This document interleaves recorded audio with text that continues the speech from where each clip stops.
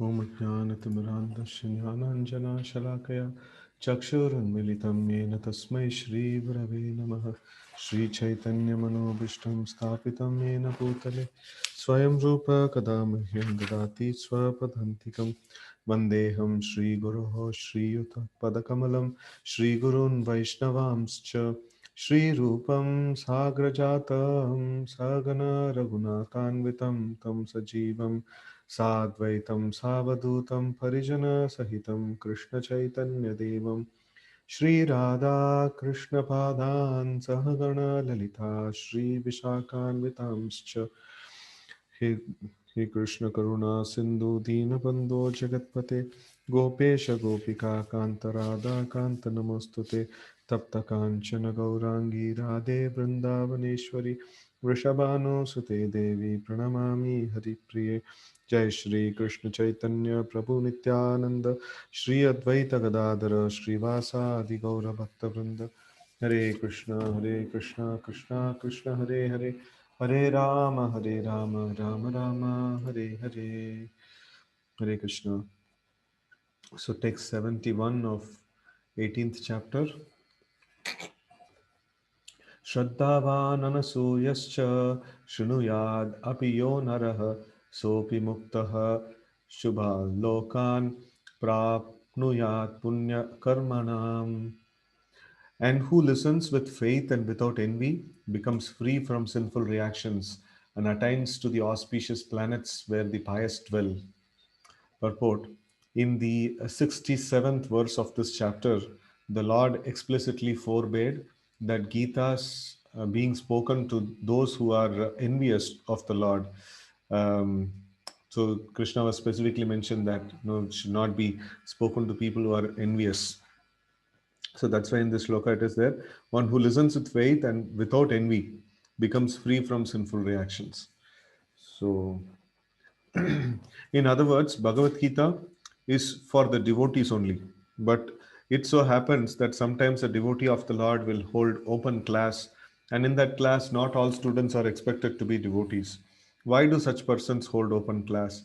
It is explained here that although not everyone is a devotee, still there are many men who are not envious of Krishna. They have faith in him as the Supreme Personality of Godhead. If such persons hear from a bona fide devotee about the Lord, the result is that they become at once free from all sinful reactions and after that attain to the planetary system where all righteous persons are situated. Therefore, simply by hearing Bhagavad Gita, even a person who does not try to be a pure devotee attains the result of righteous activities. Thus, a pure devotee of the Lord gives everyone a chance to become free from all sinful reactions and to become a devotee of the Lord. Okay. Generally, those who are free from sinful reactions, those who are righteous, very easily take to Krishna consciousness. The word punya karmanam is very significant. This refers to the performance of great sacrifices like Ashwamedha Yajna mentioned in the Vedic literatures. Those who are righteous in performing devotional service but who are not pure can attain the planetary system of the polar pole star or Duroloka, where Duro Maharaj is presiding. He is a great devotee of the Lord and he has a special planet which is called Pole Star. So it's like even if we are not become pure devotees, so then we will get elevation to some higher planetary systems or some other higher destination. At least we will not degrade. So that is what is mentioned. So, but if we can aim to be a pure devotee of the Lord, so then we'll get back to the abode of the Supreme Lord. So that is the best course. That is the best place to reach. So even if we are not pure, still like the hearing of Gita is going to be benefited. Okay. Text 72. Kachid etat shrutam partha tvayaikagrena chetasa kachid ajnana sammoha pranat pranasashtas te dhananjaya. O son of Pruta, O conqueror of wealth, have you heard this with an attentive mind? Are your ignorance and illusion now dispelled? Purport. The Lord was acting as the spiritual master of Arjuna. Therefore, it was his duty to inquire from Arjuna whether he understood the whole Bhagavad Gita in its proper perspective. If not, the Lord was ready to re-explain any point or the whole Bhagavad Gita if so required. Actually, anyone who hears Bhagavad Gita from a bona fide spiritual master like Krishna or his representative will find that all his ignorance is dispelled. Bhagavad Gita is not an ordinary book written by a poet or a fiction writer. It is spoken by the Supreme Personality of Godhead. Any person fortunate enough to hear these teachings from Krishna or from his bona fide spiritual representative is sure to become a liberated person and get out of the darkness of ignorance. So this is the benediction of properly hearing Bhagavad Gita. Okay, text 73. Arjuna Vacha Nashto Moha Smritir Labdha Tvat Prasadan Mayachyuta Stitosmi Gata Sandeha Karishye Vachanam Tava. Arjuna said, "My dear Krishna, O infallible one, my illusion is now gone. I have regained my memory by your mercy. I am now firm and free from doubt, and I am prepared to act according to your instructions." Purport. The constitutional position of a living entity represented by Arjuna is that he has to act according to the order of the Supreme Lord. He is meant for self discipline. Sri Chaitanya Mahaprabhu says that the actual position of the living entity is that of eternal servant of the Supreme Lord. Forgetting this principle, the living entity becomes conditioned by material nature. But in serving the Supreme Lord, he becomes the liberated servant of God. The living entity's constitutional position is to be a servitor. He has to serve either the illusory Maya or the Supreme Lord. If he serves the Supreme Lord, he is in his normal condition. But if he prefers to serve the illusory external energy, then certainly he will be in bondage. Right? So this is many times we have discussed the living entity is a dependent entity. No, it requires a shelter. Either the shelter be the lotus feet of the Lord or it is Maya. No, either one of the shelter he has to be in. So he cannot, the moment we say, "No, I don't want to be with you," no, to Krishna, so immediately we are in Maya. No, there is no third thing that exists. No, Krishna or Maya, that's all. So, and if, in the here, our constitutional position is to be a servitor. So either we have to serve Maya or we have to serve Krishna. So that is there. So if we serve Krishna, then we are liberated, and if we are serving Maya, then we are bound. No, so these two things are there. Okay. Hmm. In illusion, the living entity is serving this material world. He is bound by his lust and desire, yet he thinks of himself as the master of the world. This is called illusion. When a person is liberated, his illusion is over and he voluntarily surrenders unto the Supreme to act according to his desires. The last illusion, the last snare of Maya, is to trap the living entity, is the proposition that he is God. No, so think that I am a master itself is an illusion, and in that to think that I am God, I am supreme master, that's like bigger illusion. No, that's the last snare of Maya or the last trick of Maya. Okay, the living entity thinks that he is no longer a conditioned soul but God. He is so unintelligent that he does not think that if he were God, then how could he be in doubt that he does not consider? So, that is the last snare of illusion.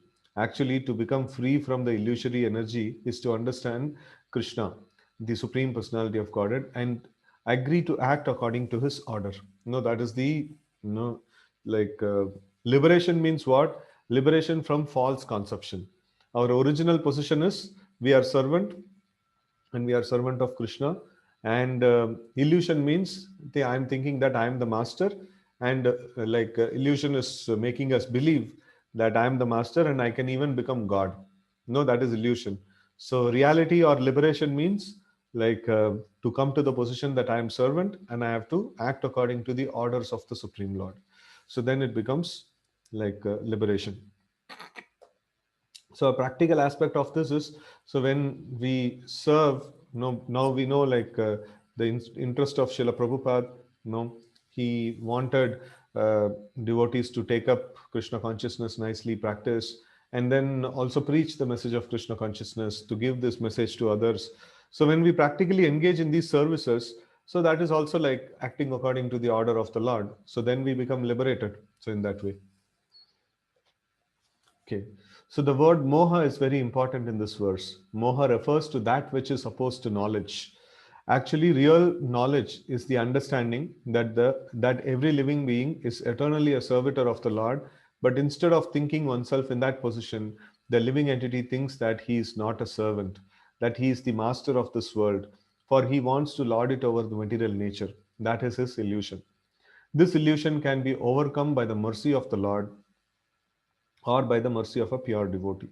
When that illusion is over, one agrees to act in Krishna consciousness. Krishna consciousness is acting according to Krishna's order. A conditioned soul, illusioned by external energy of matter, does not know that the Supreme Lord is the Master who is full of knowledge and who is the proprietor of everything.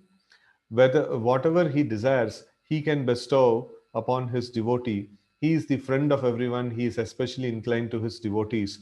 He is controller of the material nature and all living entities. He is also the controller of inexhaustible time. He is full of all opulences and all potencies. The Supreme Personality of Godhead can give himself to the devotee. So this is how you know how does a devotee actually work under the order of Krishna and then be very satisfied, because it is not just Krishna is the master of everything and he can do anything and everything. He is also a very lovable person, and he also is ready to give himself to the devotee who's rendering service to him. So that is how he is very, very attractive in all aspects. No, he's not just capable of taking care of all living entities. He would like to take care of all living entities, and he loves to take care of all living entities. No, that is the amazing aspect of the Lord. So that is why a devotee wants to serve the Supreme Lord. Okay, so one who does not know him is under spell of illusion. He does not become a devotee, but a servitor of Maya. So if we doubt that, will Krishna be able to take care of me? Will he is capable of taking care of me? Even if he is capable of taking care of me, will he punish me? Will he, what is that? Will he take care of me with love and affection? All these doubts, if it is there, then we are in illusion and we will be serving Maya. No. Oh, if Lord doesn't take care what to do, so I will take care of myself some things. And if Lord doesn't secure my future and things like that, so what should I do? So I'll have to think about and do something. So that is serving Maya, right? Okay. Arjuna, however, after hearing Bhagavad Gita from the Supreme Personality of Godhead, became free from all illusion. He could understand that Krishna was not only his friend, but the Supreme Personality of Godhead. And he understood Krishna factually.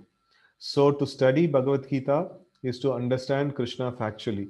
When a person is in full knowledge, he naturally surrenders to Krishna. When Arjuna understood that it was Krishna's plan to reduce the unnecessary increase of population, he agreed to fight according to Krishna's desire. He again took up his weapons, his arrow and bow, to fight under the order of the Supreme Personality of Godhead. So it's a nice this one, you know.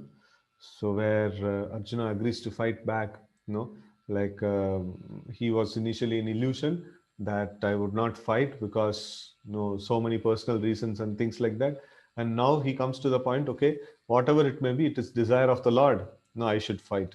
So there is so many different reasons that are given. One is in Karma Yoga, because he is a Kshatriya, he has to fight. And then in different ways, like even materialistic idea was given. So if he's not fighting, then people will think that he's a coward and he ran away from the battle. Just to save his name and fame, he should fight. So that's a materialistic idea. So now this is a fully Krishna conscious idea. Why he has to fight? Because Krishna wants it. So then it becomes a fully spiritual idea. So such kind of an idea is mentioned here, that Arjuna is telling, I don't have any illusion now, so I am fully established in Krishna consciousness, and you are asking me to fight now, so I am ready to fight.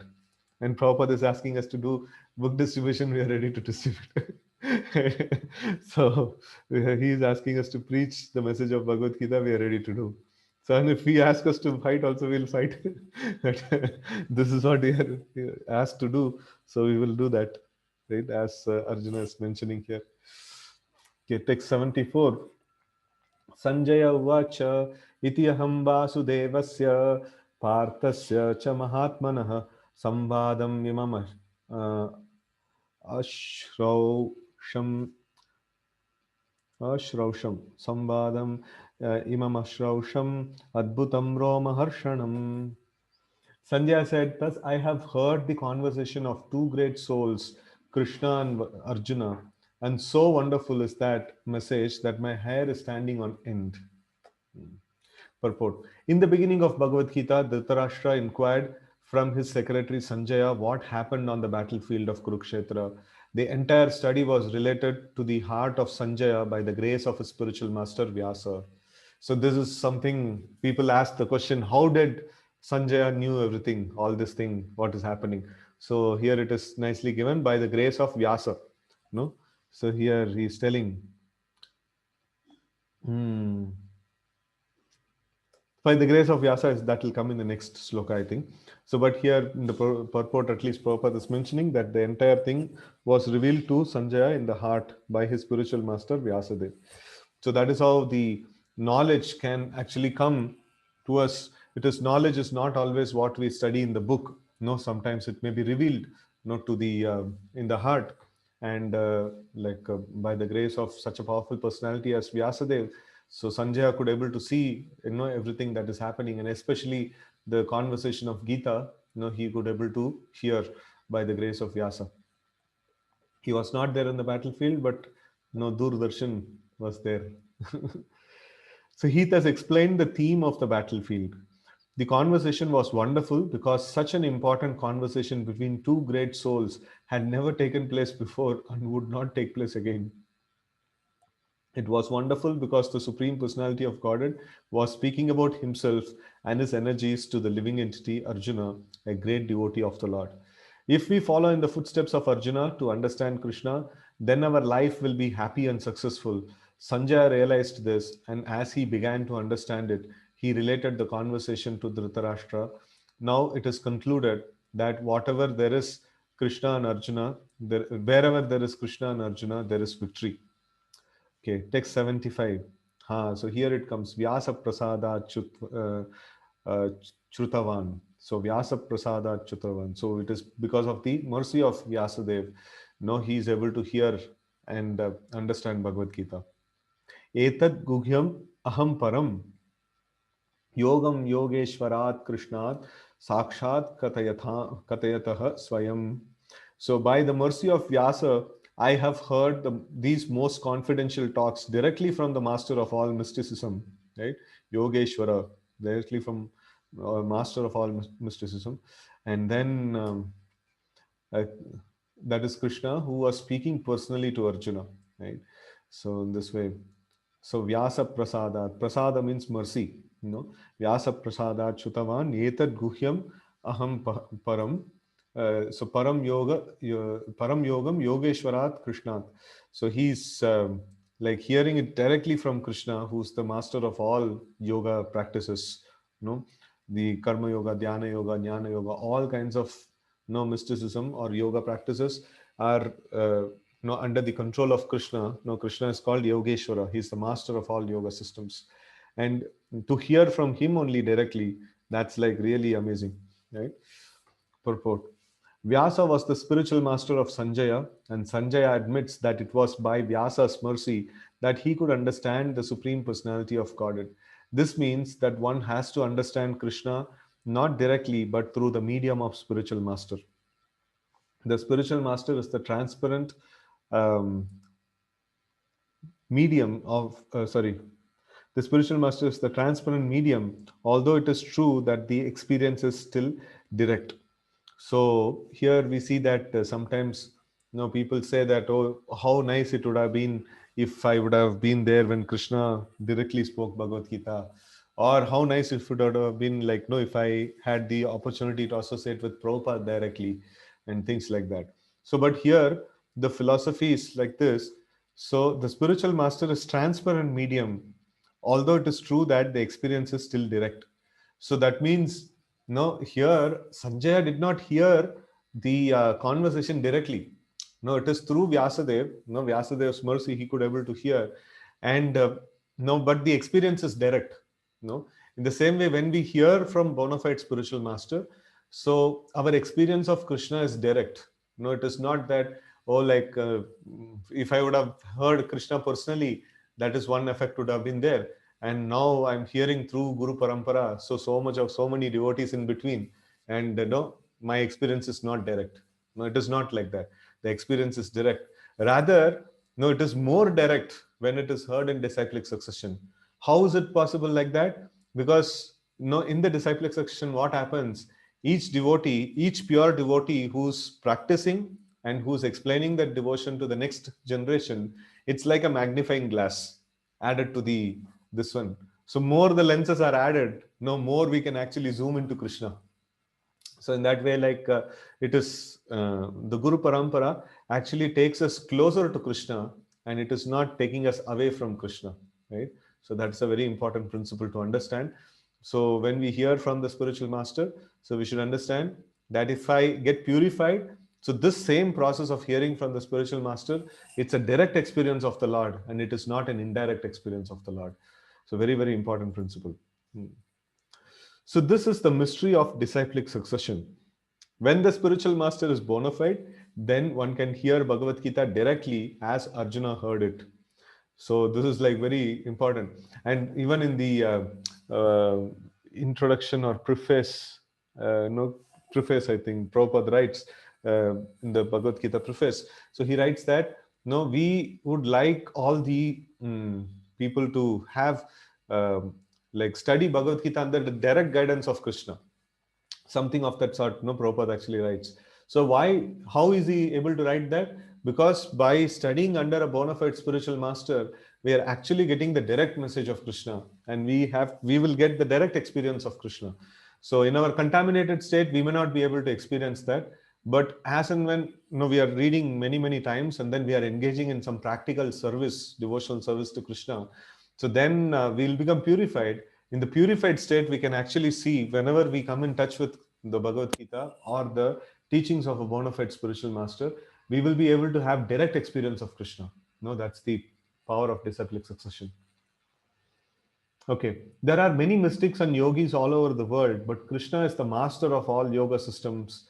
Krishna's instruction is explicitly stated in Bhagavad Gita, that is surrender unto Krishna. One who does so is the topmost yogi. This is confirmed in the last verse of the 6th chapter, Yoginam api sarvesham madgatena antaratmana shraddhavan bhajate yomam tame yo so like no, he is the best of all the yogis. No, Yoginam api sarvesham madgatena antaratmana. So one who is always no remembering the Lord. No, he is the best of all the yogis. Okay, so Narada is the direct disciple of Krishna and the spiritual master of Vyasa. Therefore, Vyasa is a bona fide, no, is as bona fide as Arjuna because he comes in the disciplic succession. And Sanjaya is the direct disciple of Vyasa. Therefore, by the grace of Vyasa, Sanjaya's senses were purified and he could see and hear Krishna directly. So this is how, as we were discussing, that bona fide disciplic succession means, so by hearing from a bona fide spiritual master, we will get to that stage of seeing Krishna directly and hearing Krishna directly. So one who directly hears Krishna can understand this confidential knowledge. If one does not come to the disciplic succession, he cannot hear Krishna. Therefore, his knowledge is always imperfect, at least as far as understanding Bhagavad Gita is concerned. In Bhagavad Gita, all the yoga systems, Karma Yoga, Jnana Yoga, and Bhakti Yoga are explained. Krishna is the master of all such mysticism. It is to be understood, however, that as Arjuna was fortunate enough to understand Krishna directly, so by the grace of Vyasa, Sanjaya was also able to hear Krishna directly. Although there is no difference between hearing directly from Krishna and hearing directly from Krishna via bona fide spiritual master like Vyasa, the spiritual master is the representative of Vyasadeva also. Therefore, according to the Vedic system, on the birthday of the spiritual master, the disciples conduct the ceremony called Vyasa Puja. Okay, so this is this is the system. The spiritual master's birthday is considered to be the Vyasa Puja. So, like the Vyasa Dev is worshipped by the way of worshipping the current spiritual master. That is how the ceremony is held. And like the spiritual master is offered worship and all the honor and all the services and things like that, and the glorification is offered, and then a big festival is held on the Vyasa Puja. So even for Srila Prabhupada, we conduct Vyasa Puja on the next day of Janmashtami is Srila Prabhupada's Vyasa Puja. So the Navami day is like, no, the Prabhupada's Vyasa Puja is there. So, and then all the other spiritual masters in ISKCON, so like we conduct Vyasa Puja. So whenever their birthdays come, so in that way, like that is a way to respect the spiritual master. Okay, text 76. Rajan samsmritya samsmritya samvadam idam adbhutam keshavarjunayo punyam hrishyami cha muhurmuhu. O King, I repeatedly recall this wondrous and holy dialogue between Krishna and Arjuna. I take pleasure, being thrilled at every moment. Purport: the understanding of Bhagavad Gita is so transcendental that anyone who becomes conversant with the topics of Arjuna and Krishna becomes righteous, and he cannot forget such talks. This is the transcendental position of spiritual life. In other words, one who hears Gita from the right source, directly from Krishna, attains full Krishna consciousness. The result of Krishna consciousness is that one becomes increasingly enlightened and he enjoys life with a thrill, not only for some time, but at every moment. Okay. Tacha samsmritya rupam ati adbhutam harehe vishmayo me mahan rajan hrishyami cha punah punah. O King, as I remember the wonderful form of Lord Krishna, I am struck with wonder more and more, and I rejoice again and again. Purport: it appears that Sanjaya also, by the grace of Vyasa, could see the universal form Krishna exhibited to Arjuna. It is of course said that Lord Krishna had never exhibited such a form before. It was exhibited to Arjuna only. Yet some great devotees could see the universal form of Krishna when it was shown to Arjuna, and Vyasa was one of them. He is one of the great devotees of the Lord, and he is considered to be a powerful incarnation of Krishna. No, since Vyasadeva is also incarnation of Krishna. So Vyasa disclosed this to his disciple Sanjaya, who remembered the wonderful form of Krishna exhibited to Arjuna and enjoyed it repeatedly. So here we see now Vyasadeva is mentioned as devotee of the Lord and at the same time an incarnation of the Lord also. So like Krishna has many different kinds of incarnations. So one kind of incarnation is Swa Amsha and another is Vibhinna Amsha. So like or expansions. So Swa Amsha means he is personally Vishnu Tattva. And then like Narayana, Matsya, Kurma, Varaha, no, they are all Swa Amsha. They are Vishnu Rupa. And then Vibhinna Amsha means we, the living entities, are Vibhinna Amsha. Like, no, we are separated living entities, no separated entities from Krishna. So, and there is different kinds of incarnations that the Lord do. So sometimes, no, Vishnu Rupa, no, they come as incarnations. And sometimes the living entities, no, empowered with some energy of Krishna, no, they come. So where the incarnation, why that living entity is called as an incarnation? Because they are empowered with Vishnu Shakti. They are not Vishnu, but they are empowered with Vishnu Shakti. So that's why they are called as no incarnations also. No, they are called Shaktavesh Avatar. No, where the energy or some specific power of Vishnu has been invested upon them. So in the same way, Vyasa is also considered to be one of the Shaktavesh avatars of the Lord. So he is meant for like writing the literatures. No, the Vedic literatures, writing Vedic literatures is not an ordinary thing. No, so much voluminous work, and all of it is completely, absolutely truth. So how is it possible? No, it's only by Krishna, like only by the grace of Krishna, or if Krishna himself reveals, then only it is possible. And Krishna also mentions in Bhagavad Gita, no, like Vedascha sarve rahameva vedya, Vedanta Krit. No, he is telling Vedanta Krit means I am the author of the Vedas. So we know that Vyasadeva is the author of the Vedas. So then Krishna is telling I am the author of the Vedas. So and no, this is the reason behind, because no, he is incarnation of Krishna. No, Krishna's literary potency. No, that is how Vyasadeva is also considered to be a powerful incarnation of Krishna. Right? So there are different as like sometimes Vishnu Tattva himself comes as an incarnation, and sometimes Lord empowers a living entity, no, and that is also considered to be an incarnation. Okay, text 78.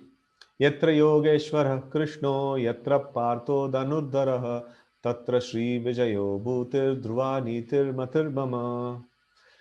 Wherever there is Krishna, the master of all mystics, and wherever there is Arjuna, the supreme archer, there will also certainly be opulence, victory, extraordinary power, and morality. That is my opinion. Purport. The Bhagavad Gita began with an inquiry of Dhritarashtra's. He was hopeful of the victory of his sons, assisted by great warriors like Bhishma, Drona, and Karna.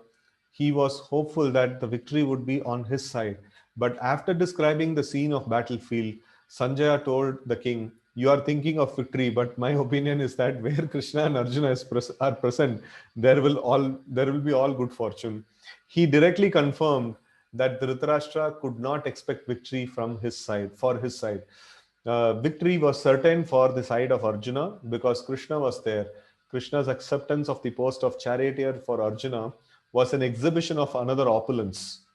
Krishna is full of all opulences, and renunciation is one of them. There are many instances of such renunciation, for Krishna is also the master of renunciation. So here we see that two aspects are covered in this paragraph. One is that, so Bhagavad Gita started off with some question, and the conclusion should be an answer to that question.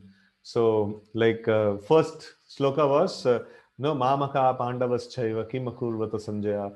So with an attitude, with an intention that no, my sons should win, and they have assembled dharma kshetre kurukshetre samaveta yutsavaha. So like in dharma kshetra, no, known as Kurukshetra, all this my sons and the Pandu's sons, they have assembled, and what is going to happen, no, what they are doing, no, like and things like that. So the intention is very clearly highlighted there. The intention is my sons have to win. No, what is the hope of it? Like, no, how they can do that? So what's happening there? So that's the anxiety that Dhritarashtra had. And after explaining whole of Bhagavad Gita, and no, Sanjay is now giving the conclusion that please don't expect any victory. Wherever Krishna and Arjuna is there, their only victory will be there. So that answer is given to that question. And then the second thing that is mentioned here is of Krishna's opulence. Now, Krishna's opulence, there are 6 opulences are there, which is in full. Aishwaryasya, Samagrasya, Viryasya, Yashasya, Shriya, Jnana, Vairagayos, Chaiva, Channam Bhaga Itingana. So that means Aishwaryasya means like the wealth. No, he is the most wealthiest, and Samagrasya means completely. No, Aishwaryasya, Samagrasya. Viryasya, no, he has got complete strength, and Viryasya, Yashasya, no, Yash matlab fame, no, he has got complete fame or the greatest fame. And then Shri means the beauty, no, he is the most beautiful personality in the whole creation. And then Jnana means like he is the best of all knowledgeable person, no, the best of all knowledge is Vedas, and Lord is telling Sarvasya Chaham Hriday Shanni Vishto Matta Smritir Jnanam Apohanam Cha Vedescha Sarver Ahameva Vedya, no, and Vedanta Krit. No, I am the author of the Vedas and the Veda Vid. No, I am the knower of the Vedas. So he mentioned, so like Lord is the greatest Jnani, no, Jnana and Vairagya. Vairagya means renunciation. No, he has got all these things, but Krishna is not attached to anything. So Krishna did not thought, no, I am such a great personality. How can I become a chariot driver? No? So there is no ego and there is no attachment. There is no this one like how can I do this job? So that's renunciation. No, he is such a great person, but still he is ready to do something down to earth work. No, that is one thing very important. So when Sri Chaitanya Mahaprabhu goes to the South Indian yatra. So at the time he goes to Srirangam and he finds one Brahmana. No, he is reading Bhagavad Gita with lot of mistakes.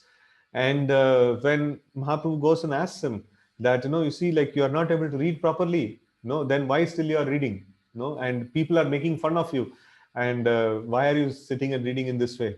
So then he says that my spiritual master has ordered me to read Bhagavad Gita. So that's why I'm reading. So then, like Chaitanya Mahaprabhu asks him that, no, you are not able to read properly. and I am sure that you are not able to understand the slokas. So, and people are making fun also, and still you are reading. Okay, your spiritual master has told, but then no, when you are reading, you are so much you are crying and you are having so much of emotions, like when you are reading Bhagavad Gita. So, how is it possible? No, you are not able to understand, but then like you are having so much, you are so much emotionally attracted to the service of reading. So, how is it possible? So then that Brahmana says, you see that whenever I think that Krishna has become the chariot driver and Krishna is serving his devotee and in such a menial way, and how much he is ready to do for his devotee. So when I think about that, I feel so much of attraction for Krishna. So then Chaitanya Mahaprabhu says that, see, like, though you are not able to read Bhagavad Gita properly, so you have understood the essence of Bhagavad Gita, because this is what is to be understood. So in the shloka that we were discussing now, that what is it? Sarvasya chaham hridishamni vishto mattasmita jnanam apohanam cha vedescha sarver ahameva vedya. What is the purpose of studying all the Vedas? No, to understand Krishna. Ahameva vedya. So to understand Krishna is the purpose of studying all the Vedas. And that Brahmana, he was able to have that kind of an appreciation for Krishna, that how amazing is my Lord, that he is ready to render service to his devotees in such a way that he wants to become a driver for his devotee. So when Chaitanya Mahaprabhu got to know this, like then he told that you have actually understood Bhagavad Gita. So there is no need of or like, even if you're not able to read it properly and understand it properly, but you have understood the conclusion, everything is done. So you are properly situated. So that's how Sri Chaitanya Mahaprabhu certifies that Brahmana. Okay, so let's try to read the purport again. The fight was actually between Duryodhana and Yudhishthira. Arjuna was fighting on behalf of his elder brother Yudhishthira. Because Krishna and Arjuna were on the side of Yudhishthira, Yudhishthira's victory was certain. The battle was to decide who would rule the world, and Sanjaya predicted that the power would be transferred to Yudhishthira. It is also predicted here that Yudhishthira, after gaining victory in this battle, would flourish more and more, because not only was he righteous and pious, but he was also a strict moralist. He never spoke a lie during his life. There are many less intelligent persons who who take Bhagavad Gita to be a discussion of topics between two friends on a battlefield. But such a book cannot be a scripture. Some may protest that Krishna incited Arjuna to fight, so which is immoral. No, but the reality is that the situation is clearly stated. Bhagavad Gita is a supreme instruction in morality. So this also, like, many times people fear when we distribute Bhagavad Gita, they say that, oh, if we keep Bhagavad Gita in home, fight will happen, something like that. So, but it is not like that. So here Arjuna was a Kshatriya, and his duty was to protect Dharma, and Krishna was just inciting him to do whatever is his duty. Like inciting a police to arrest a thief is not a problem. No, that is not an like immoral thing. No. So this is all crazy idea that violence means immoral. No, that's a crazy idea. So it is this non-violence is not at all a religious principle or highest religious principle. That is just a moral code. So in a highest principle, the violence also should be used in the service of the Lord. Hanuman did violence, Arjuna did violence, Bhima did violence. All of them are great devotees of the Lord, right?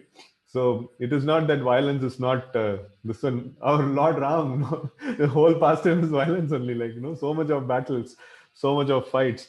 So violence is also part of religion, and we cannot just say non-violence. Non-violence is like, is in one sense it is atheistic only. So it is not very uh, very high grade religious principle actually. So it's generally a devotee practices non-violence, but he doesn't give it up completely. Whenever violence is required, and it should be used. That is how the principle goes. So here we see that Sanjay is telling this is the highest instruction in morality. So Dhruva Nitir Matirmama, right? The supreme instruction of morality is stated in the 9th chapter in the 34th verse. Man mana bhavamat bhaktaha. One must become a devotee of Krishna.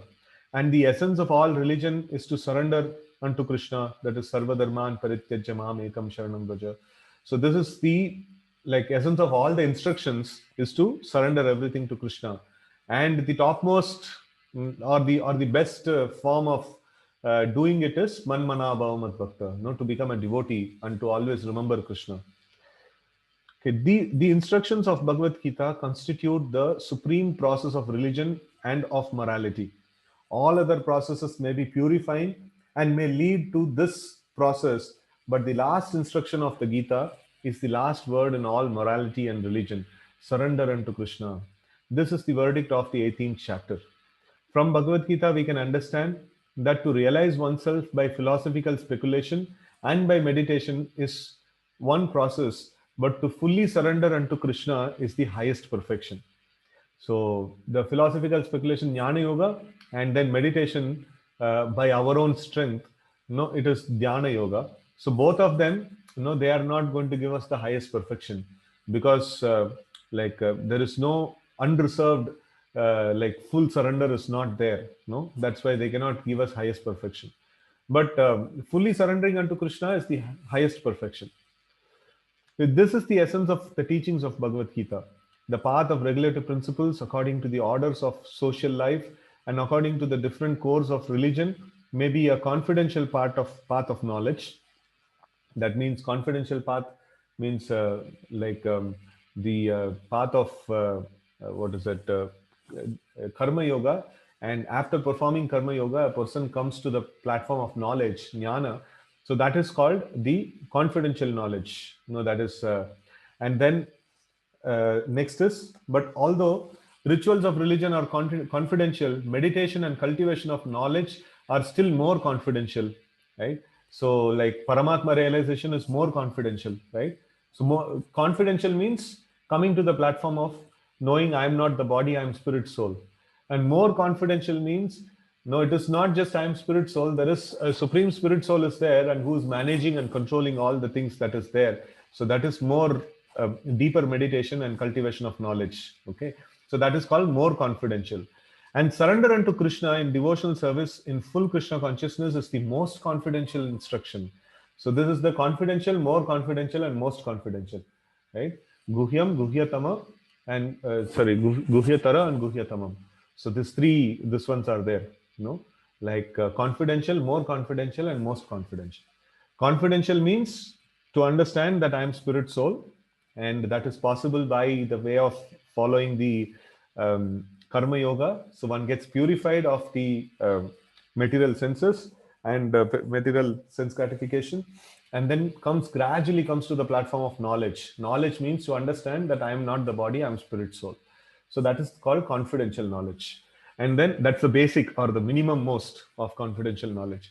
More confidential means to understand the like feature of the Lord as the controller and maintainer of the universe, Paramatma realization. So that is called more confidential knowledge. And surrender unto Krishna and devotional service is called the most confidential knowledge. So that is the essence of 18th chapter. Okay, another feature of Bhagavad Gita is that the actual truth is the Supreme Personality of Godhead Krishna. The absolute truth is realized in three features: impersonal Brahman, localized Paramatma, and ultimately the Supreme Personality of Godhead Krishna. The perfect knowledge of the absolute truth means perfect knowledge of Krishna. If one understands Krishna, then all the departments of knowledge are part and parcel of that understanding. Krishna is transcendental, for he is always situated in his eternal internal potency. So he is not within the material energy. So that is also we saw in the 4th chapter itself. This knowledge was there. So Janma Karmacha Me Divyam Evam Yo Veti Tatvatah. So to understand Krishna is beyond material nature is itself is like such an amazing understanding, and one can get liberation and one can get back to the spiritual world just by knowing that much of knowledge. Okay, Krishna is transcendental, for he is always situated in his eternal internal potency. The living entities are manifested of his energy and are divided into two classes: eternally conditioned, that is Nitya Baddha, and eternally liberated, that is Nitya Mukta.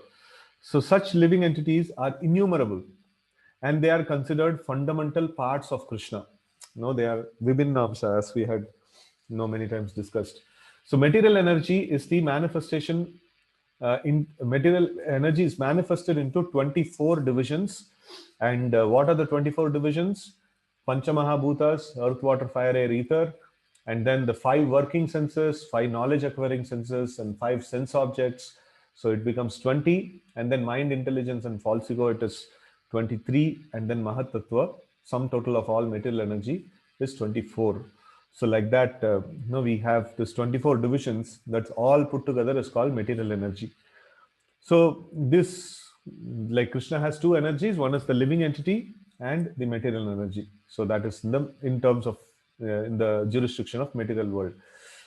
So the creation is affected by eternal time, and it is created and dissolved by external energy. This manifestation of cosmic world repeatedly becomes visible and invisible. Bhutva bhutva praliyate. In Bhagavad Gita, Krishna says. So in Bhagavad Gita, five principal subject matters have been discussed: the Supreme Personality of Godhead, material nature, the living entity, eternal time, and all kinds of activities. All is dependent on Supreme Personality of Godhead, Krishna.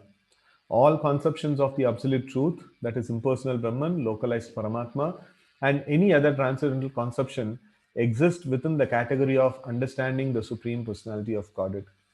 Right? So this, if we know Bhagavan feature, then we automatically know Paramatma feature and Brahman feature also. If you know the most confidential knowledge, definitely you know the more confidential knowledge, and if you know, you also know the confidential knowledge. So that's how this is mentioned. Although superficially the Supreme Personality of Godhead, the living entity, material nature, and time appear to be different, nothing is different from the Supreme. Why nothing is different from the Supreme? Because everything is His energy. So it is non-different from Him. But the Supreme is always different from everything. So it's like I have the capacity to speak. So my speech, anybody hears my speech, no, they'll say, oh, this is like this particular person has spoken. No, they will immediately, this is non-different from him. Now, if I tell something directly or I send a recorded message to somebody, so no, that message has the same effect as me because it is non-different from me, because I have spoken that message. But still I am different from that message, right? So like that, here simultaneous oneness and difference is there. So the all that thing that is there, material nature, how it works? By the dictation of the Lord. Time, how it works? By the dictation of the Lord. So whatever happens through the material nature, what we should understand, okay, this is by the sanction of the Lord, and this is an action of the Lord, and this is non-different from the Lord. So, but still the Lord is different from the material nature. Lord is different from the energy of time. The Lord is different from the living entities, right? So if some living entity is harming us and backstabbing us, what should we understand? This is the desire of the Lord. Without the sanction of the Lord, this cannot happen. So, and in that way, like, we should understand it is not different from the Lord, and at the same time, we should understand Lord is different also. Okay. So, but the Supreme Lord is always different from everything. Lord Chaitanya's philosophy is that of inconceivable oneness and difference. This system of philosophy constitutes perfect knowledge of the absolute truth. The living entity in his original position is pure spirit. He is just like an atomic particle of Supreme Spirit. Thus, Lord Krishna may be compared to the sun and the living entities to sunshine. So here we see that sun and the sunshine example is there. So it's a very, very important example Prabhupada often uses. So the sun is the energetic and sunshine is the energy, right? So sun is compared to Krishna here, who is the energetic, who is the possessor of the energy, and living entities are compared to the sunshine. So sunshine means like that's the energy of sun. In the same way, we are energy of Krishna, right? Because the living entities are the marginal energy of Krishna, they have a tendency to be in contact either with the material or spiritual energy. So as we had discussed before in today's session also, that living entity has to be under the shelter of Maya or under the lotus feet of Krishna, or under the shelter of Krishna's divine energy. So we have to be there in some shelter. So we cannot say, I don't want to take shelter of Lord, and at the same time, I don't want to be in Maya. So it is not possible. Either or one, we have to be there. So, in other words, the living entity is situated between the two energies of the Lord. And because he belongs to the superior energy of the Lord, he has a particle of independence. So, the living entity is called as Tatastha. Tat means like the shore. The shore, what do you call as a shore? Shore, is it land or is it water? No, shore is a shore. No, it is not neither land nor water. No, it is the border, So where it is like a little bit of water is also there, little bit of land is also there. So it is the border.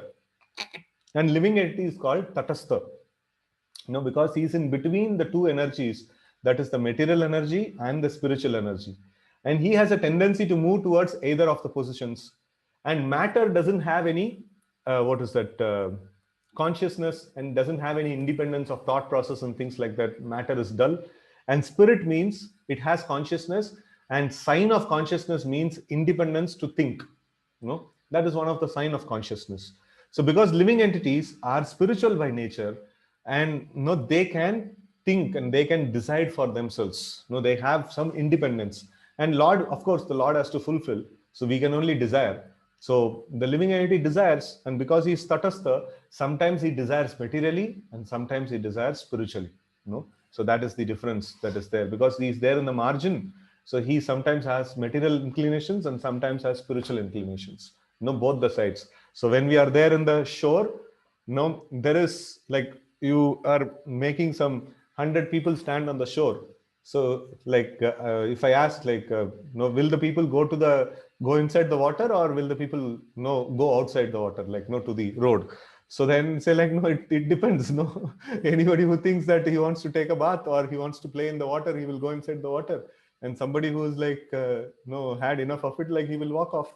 no so both the things is possible. Or somebody who's like not, there are people who have phobia with water, so they may walk the other way. So both the possibility is there. So the same way, the living entity, because it's spiritual in nature, it has the independence to desire. And because he's like in between the two nature, tatastha, he's in the tat, he's in the shore, he may go inside the material nature, or he may like get into the spiritual nature. So both the things, so that is possible for him. By proper use of that independence, he comes under the direct order of Krishna. So this is the practice of devotional service that we are trying to do. So we are trying to engage that minute independence that we have. We are spirit souls, living entities. Living entities means we have that capacity to desire and independence to desire. So that independence to desire, how to utilize, that is what is Krishna consciousness. So when we use that according to the instructions of Krishna, then we are under the direct order of Krishna, and we are under the protection of Krishna. We take shelter of Krishna by following the instruction of Krishna. By following the instruction of spiritual master, we take shelter of spiritual master. Okay. So thus he attains his normal condition in pleasure giving potency, that is the spiritual potency, or Chit Shakti, or Hladini Shakti.